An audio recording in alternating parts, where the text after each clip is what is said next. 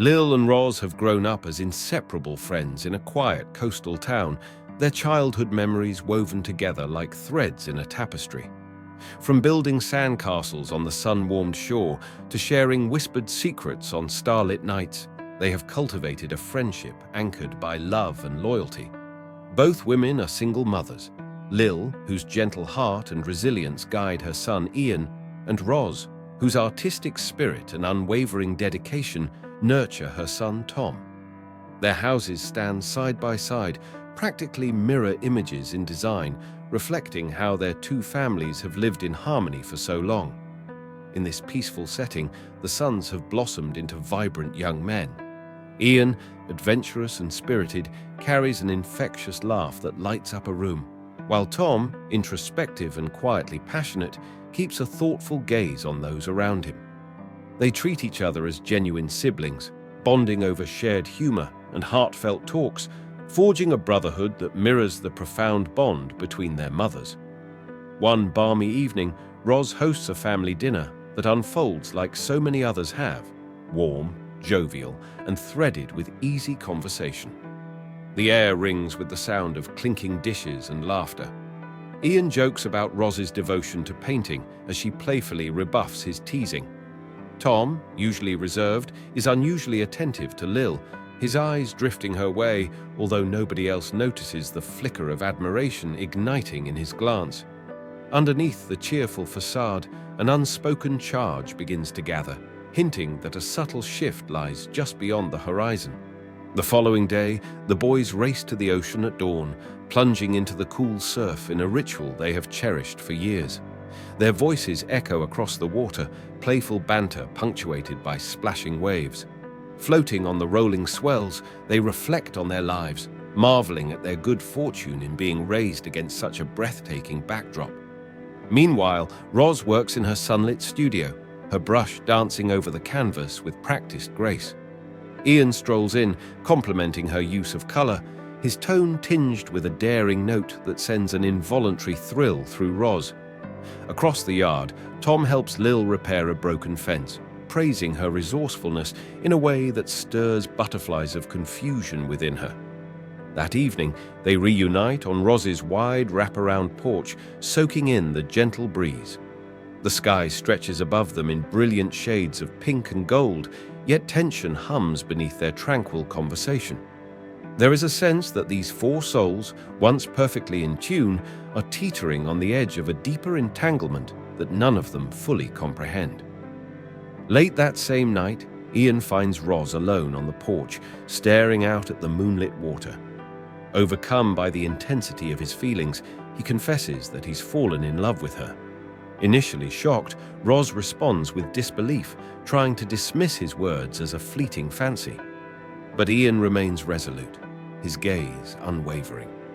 When he moves closer, Roz abruptly retreats inside, heart pounding with forbidden excitement. The next day, the families gather for a barbecue. Charcoal smoke wafts through the air, and the sound of overlapping chatter creates a busy, familiar symphony. Yet Ian's eyes rarely stray from Roz. She senses his presence acutely, but avoids meeting his gaze, aware that others might detect her conflicted emotions. Tom, for his part, starts gravitating toward Lil. He compliments her new blouse, fetches supplies, and hovers near her side whenever possible. Lil soon realizes that Tom's admiration is more than filial fondness, yet she struggles to wrap her mind around it. Before dusk, Ian corners Roz by the shore, pressing her to acknowledge the undercurrent between them. She cites the family dynamics, the moral repercussions, every possible reason to refuse him. Undeterred, Ian kisses her. The gentle crash of waves drowns out her inner protest for a heated moment before she breaks away, grappling with guilt and an undeniable magnetic pull. Meanwhile, Tom strikes up a private conversation with Lil, extolling her resilient spirit and self-sufficient nature. Lil hides her unease behind nervous laughter, yet a blush blooms on her cheeks, betraying the ripple of attraction she can't entirely deny. That night, tensions converge. Roz, torn by her warring impulses, confronts Ian in his room. She implores him to see reason.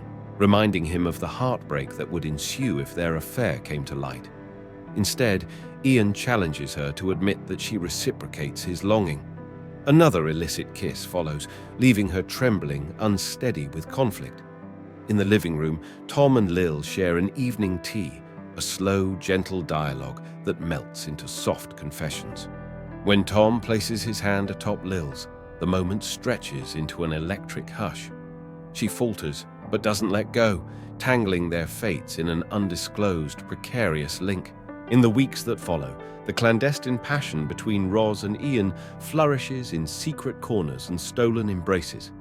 Each meeting bears the weight of potential discovery, yet neither can resist the pull. Roz is racked with guilt, but Ian's open adoration tugs at a hidden part of her heart that yearns for something unnamed. Meanwhile, Tom persists in his discreet courtship of Lil, whose defenses gradually weaken under the warmth of his attention. The spark between them ignites into a stolen kiss, launching them into a new realm where mutual desire overshadows their rational fears. One afternoon, Ian spots Lil and Tom on the beach, leaning toward each other with an intimacy that shatters Ian's illusions. Fury and jealousy coil in his chest, prompting him to confront Roz later that night. His accusations about her dishonesty and hints about the mirror affair unfolding between Lil and Tom leave Roz reeling. Though reluctant, she cannot deny the truth, and Ian's sense of betrayal multiplies as he realizes how entangled they all have become. The unraveling gathers momentum. Ian, struggling with conflicted emotions, grows controlling and angry with Roz, demanding that she fully acknowledge and legitimize their bond. Roz, paralyzed by maternal guilt and the irreversible breach in decency, tries to back away, feeling torn between her moral center and the intensity of their connection. In parallel, Lil grapples with mounting unease as Tom's steadfast devotion makes walking away feel next to impossible. Each time she attempts to end their trysts, Tom's earnest insistence that what they share is genuine brings her back. Finally, the day of reckoning arrives. Roz and Lil sit down for a frank talk that demolishes their usual casual chatter. The words tumble out, confessions about Ian, revelations concerning Tom, leaving both women thunderstruck by how neatly their own hidden romances parallel each other. The foundation of their lifelong friendship quakes under the weight of these admissions, and for a moment they simply stare, stunned at the mess they have co-created.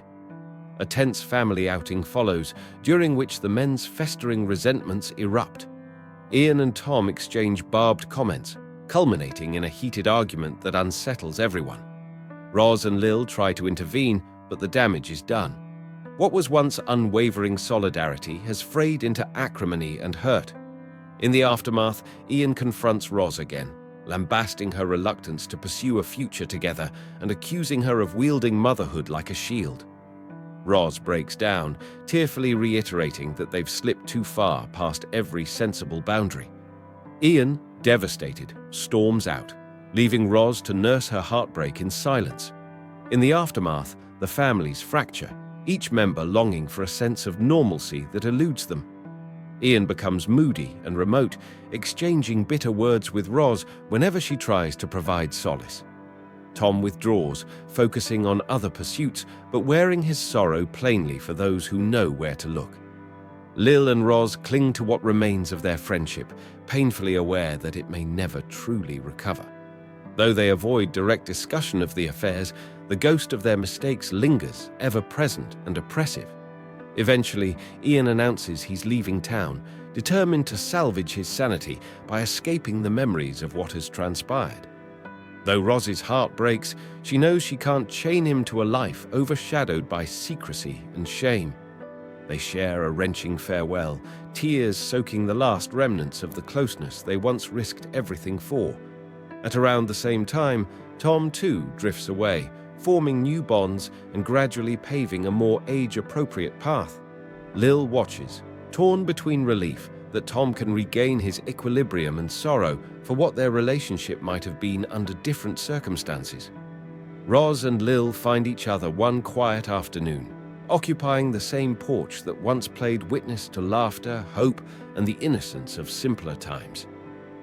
Now, they look at each other with raw honesty, acknowledging the hurt, the guilt, and the fractured sense of trust. Yet in the weary acceptance that settles between them, there is a fragile seed of hope. They may never reclaim the carefree exuberance of their youth, but they can attempt to rebuild, little by little, a bond tempered by sorrow and shaped by acceptance. Time passes and life moves on.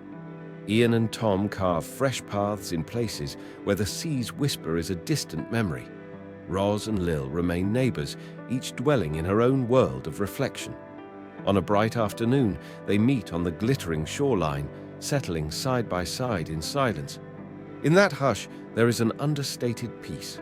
The roaring waves seem to echo their burdens, yet each woman finds solace in the warmth of the other's presence.